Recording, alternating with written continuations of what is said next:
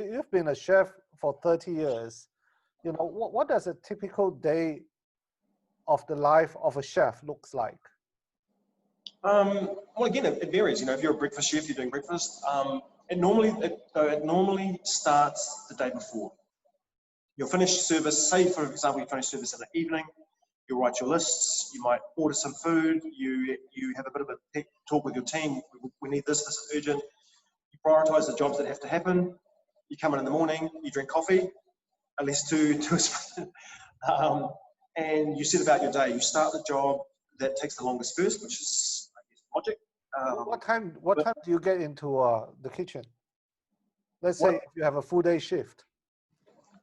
It depends. I mean, I've had times where I'm starting before 7 and finishing at 1, and then back there before 7 the next day. If it's on, like when it's on, and it's all hands to the pump.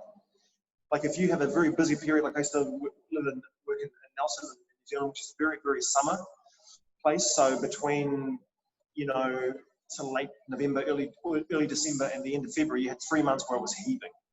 So you can't necessarily keep hiring staff, right? Because you can't fit any more in the kitchen, but also once you know it's going to get quiet, so so anyway, it depends. I mean, I think it's not realistic or sustainable to expect people to do, you know, more than 10 hours a day, 6 days a week, but that would be the minimum.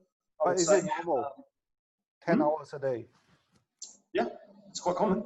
12, even 14, 16. I think I did 19 and 3/4 one time. So without the physical fitness and the mental stamina, I mean, that's extreme. Sustain it, isn't that's it? extreme, but you, again, and also things tend to happen as people get sick.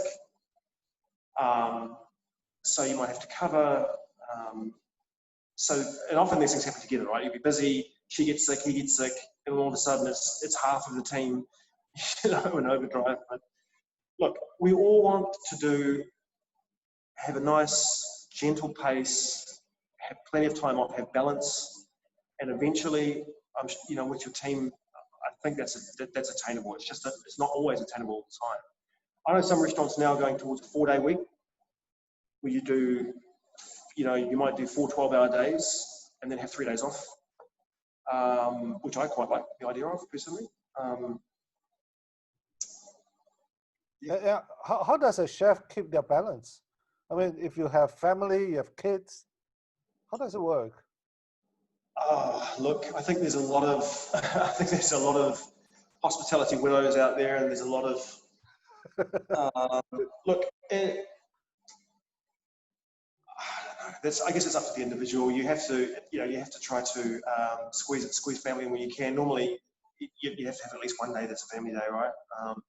But yeah, I know chefs that when they get home, their baby's asleep. When they get up, and the baby's gone to school or still sleeping, and so work-life balance with a lot of vocations, I guess, can be tough. Not just kitchen.